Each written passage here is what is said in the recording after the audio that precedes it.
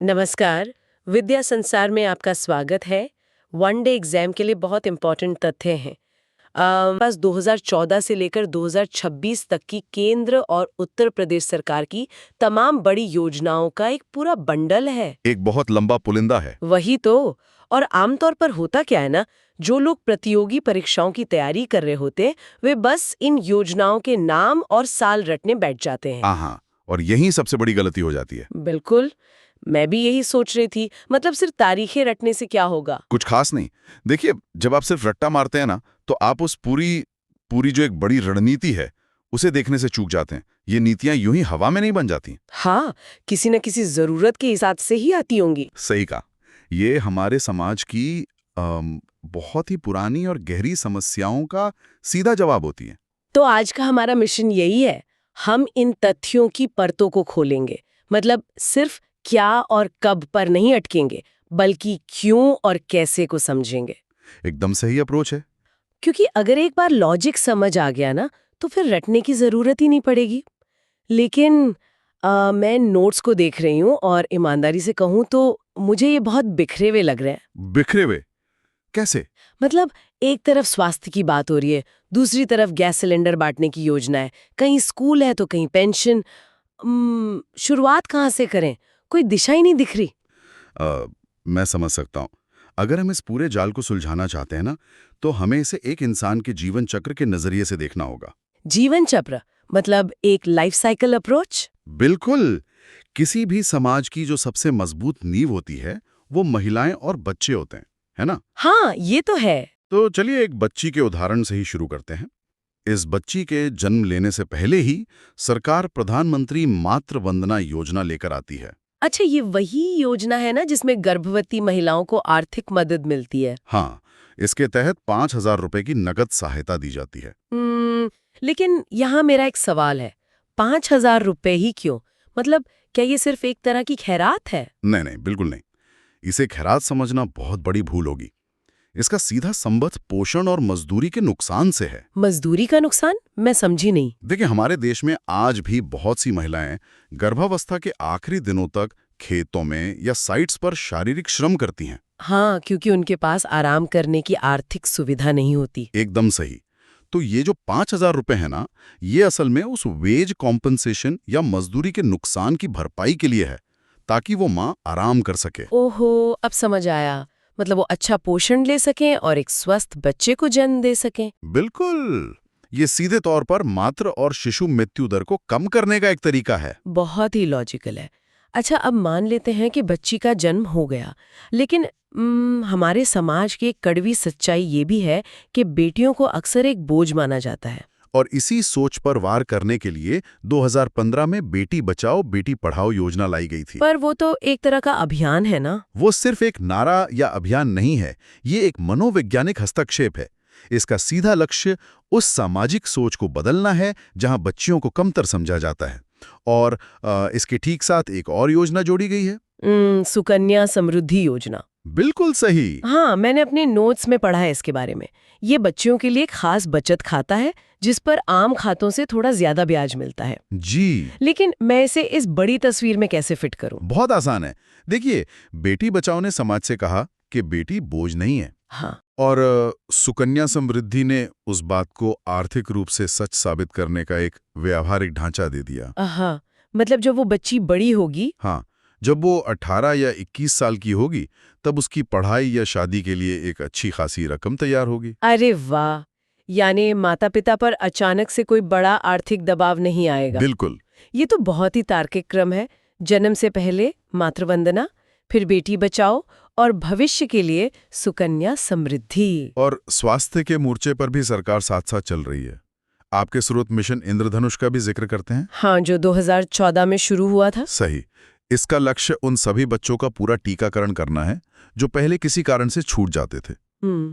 और फिर जब वो बच्ची थोड़ी बड़ी होकर स्कूल जाती है तो वहाँ पीएम पोषण योजना है, जिसे हम पहले मिड डे मील कहते थे। हाँ, वही। और ये सिर्फ पेट भरने के लिए तो नहीं है ना? बिल्कुल नहीं। ये सुनिश्चित करता है कि कुपोषण की वजह से किसी भी बच्चे का शारीरिक या मानसिक विकास ना रुके। समझ रही हूँ। और शिक्षा की गुणवत्ता के लिए 2022 में पीएम श्री स्कूल योजना भी आई है। हाँ, 14,500 मॉडल स्कूल बनाने का लक्ष्य है और इनमें जो शिक्षक होंगे उन्हें निष्ठा कार्यक्रम के तहत खास ट्रेनिंग दी जाएगी। निष्ठा, ये सब सुनने में बहुत अच्छा और जुड़ा हुआ लगता है।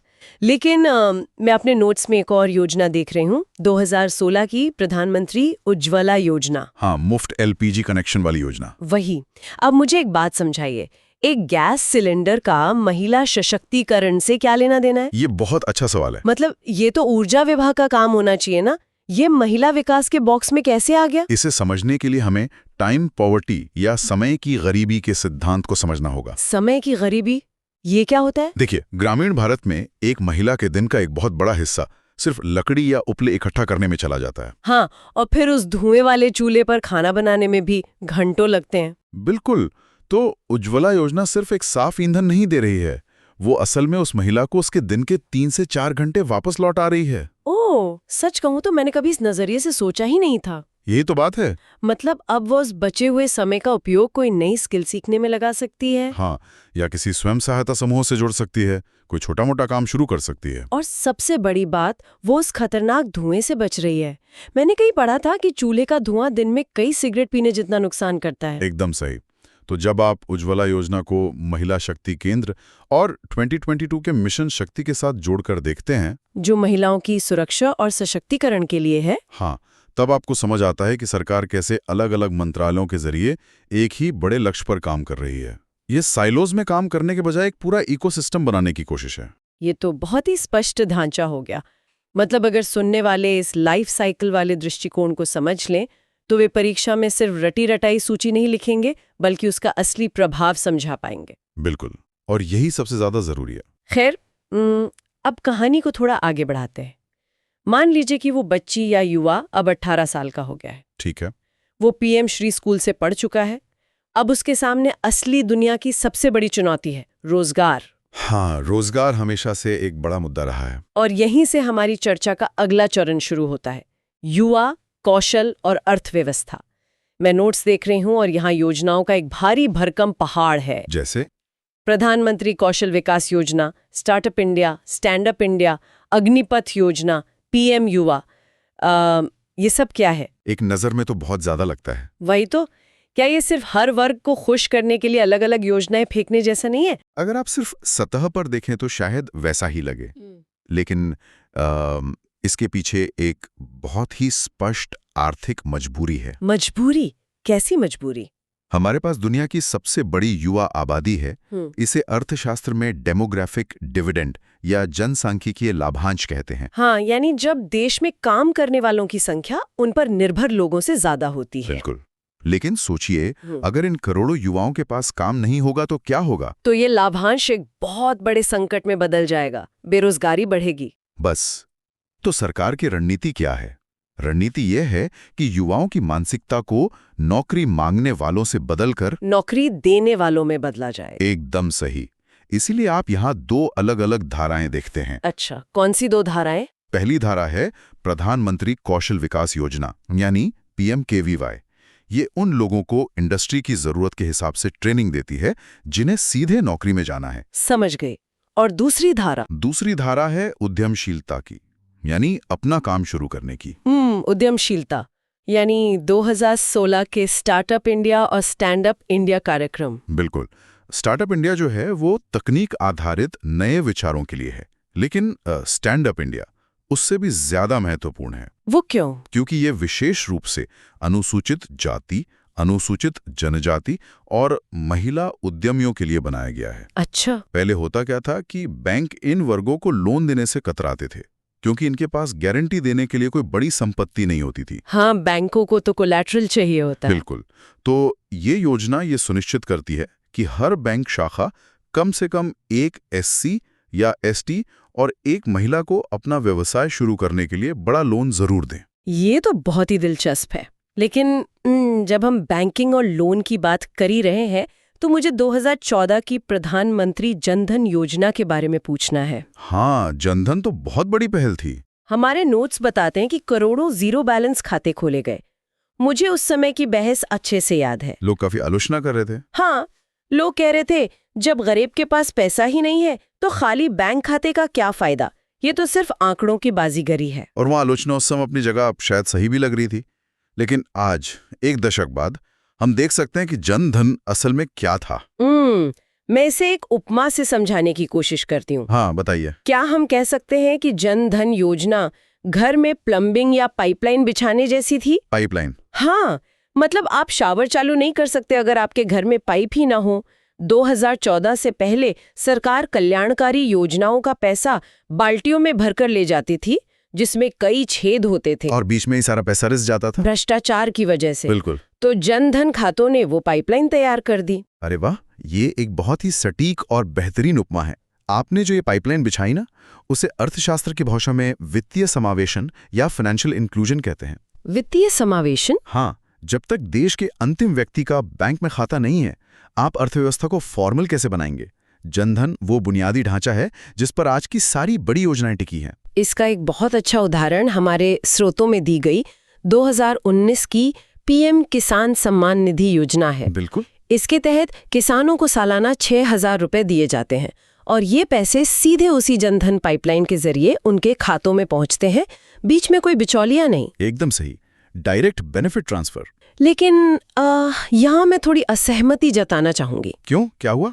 मतलब 6,000 रुपए साल भर में आज की इतनी महंगाई में 6,000 रुपए में होता क्या है? ये तो महीने का सिर्फ 500 रुपए हुआ। क्या ये सिर्फ एक राजनीतिक कदम नहीं लगता? ये किसी किसान की जिंदगी कैसे बदल सकता है? आपका ये सवाल बहुत ही स्वाभाविक है और अक्सर पूछा भी जाता है, लेकिन हमें इसे वेतन या मासिक आय के नजरिए से नहीं देखना चाहिए। तो फिर किस नजरिए से देखें? देखिए, खेती में सबसे बड़ी समस्या नकदी की कमी यानी लिक्विडिटी क्रंच की होती है।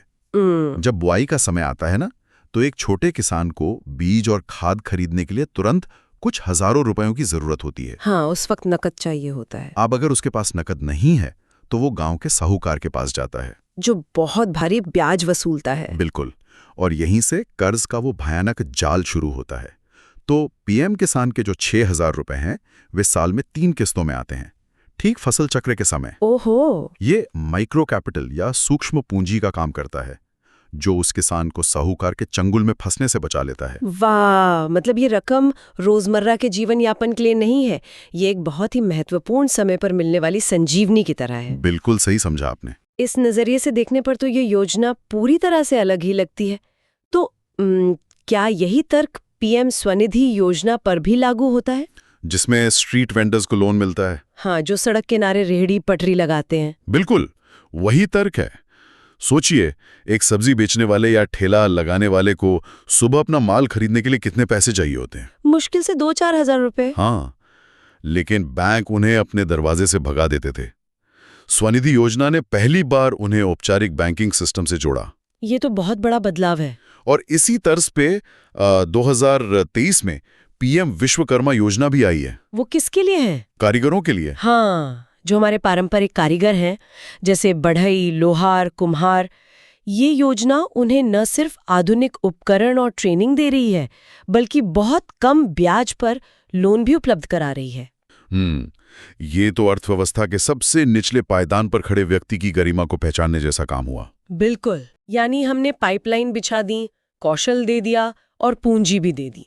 इसके साथ ही हमारे नोट्स में बुनियादी ढांचे की भी बात है, जैसे कि आवास और पानी। हाँ, प्रधानमंत्री आवास योजना से पक्का घर और 2019 के जल जीवन मिशन से हर घर नल से जल, जो कि जीवन स्तर सुधारने के लिए बहुत जरूरी है। लेकिन मान लीजिए कि सब कुछ ठीक चल रहा है, एक परिवार के पास घर है, पानी है, काम है, और अचानक परिवार का मुख्य कमाने वाला व्यक्ति किसी गंभीर बीमारी का शिकार हो जाता है।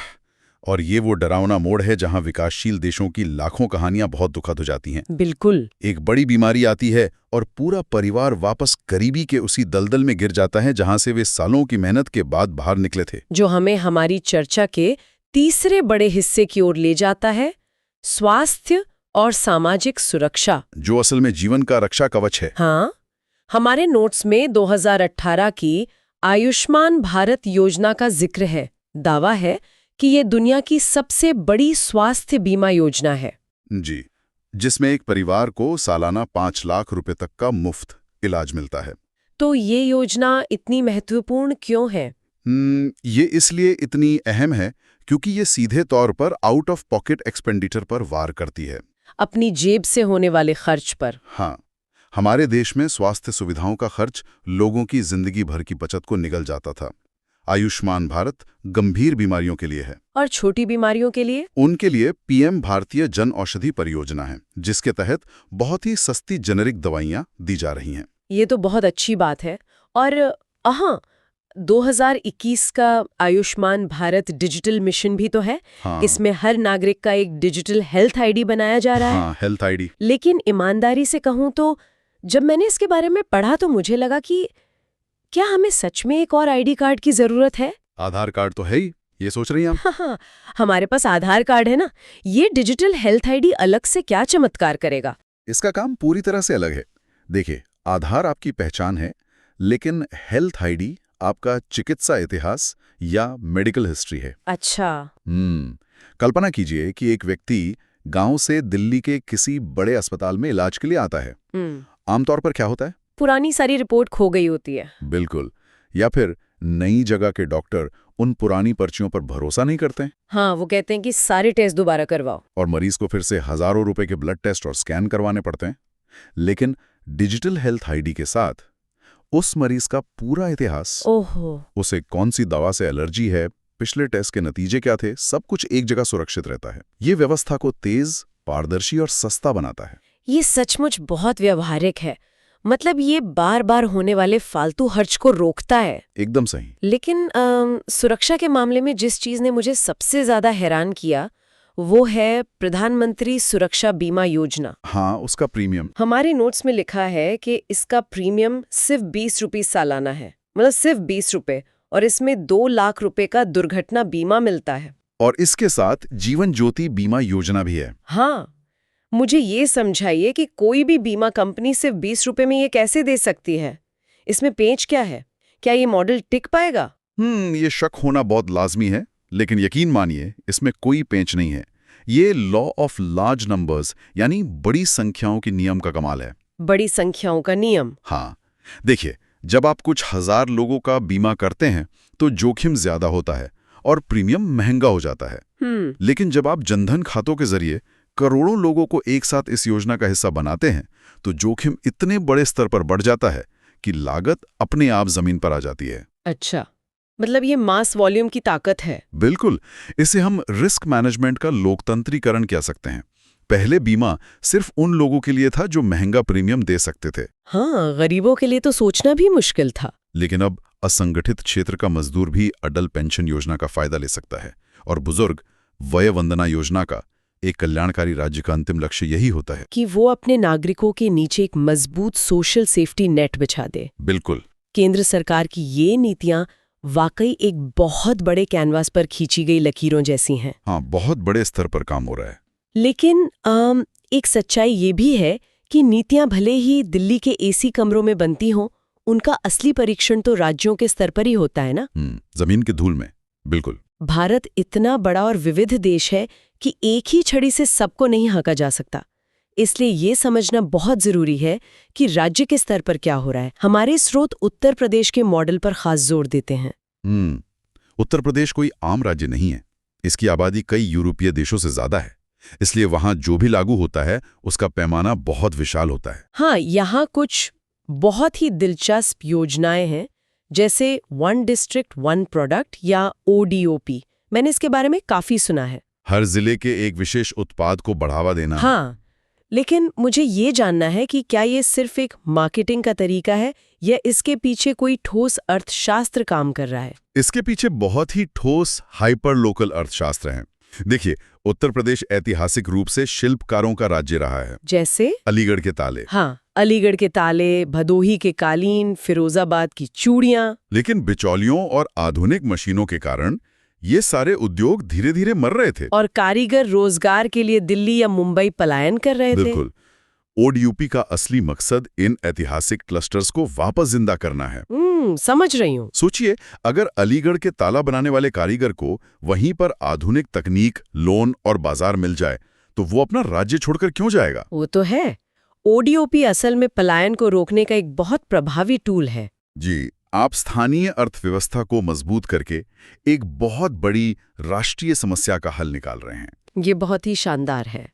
इसी तरह मुझे केंद्र और राज्य की योजनाओं के बीच का जो तालमेल है ना, वो भी बहुत दिलचस्प लगा। जैसे कि जैसे केंद्र में हमने बेटी बचाओ की बात की और यूपी में इसे मुख्यमंत्री कन्या सुमंगला योजना से जोड़ दिया गया। हाँ, जहां बेटी के जन्म से लेकर उसकी पढ़ाई तक अलग-अलग किस्तों में आर्थिक मदद दी जाती है। बिल्कुल।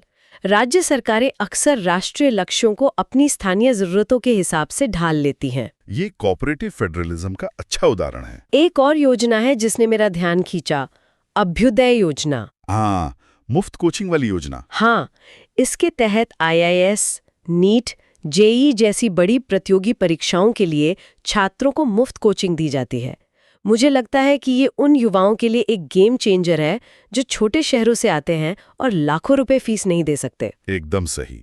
ये अवसर की समानता का एक बेहतरीन उदाहरण है।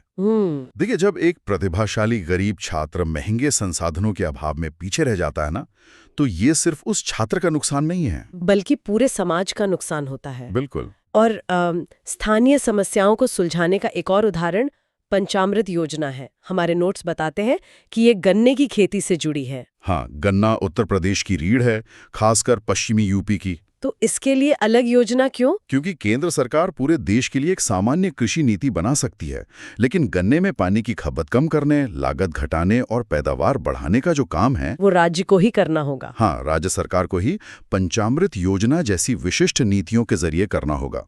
तो चलिए आज की इस गहरी चर्चा को समेटते हैं। जब हमने शुरुआत की थी तो हमारे सामने 2014 से 2026 तक की योजनाओं की सिर्फ एक लंबी उबाऊ सूची थी, जो बहुत बिखरी हुई लग रही थी। हाँ, लेकिन अब इनकी परतों को खोलने के बाद ये साफ है कि ये सिर्फ रटने वाले तथ्य नहीं है, ये एक मास्टर प्लान है। बिल्कुल।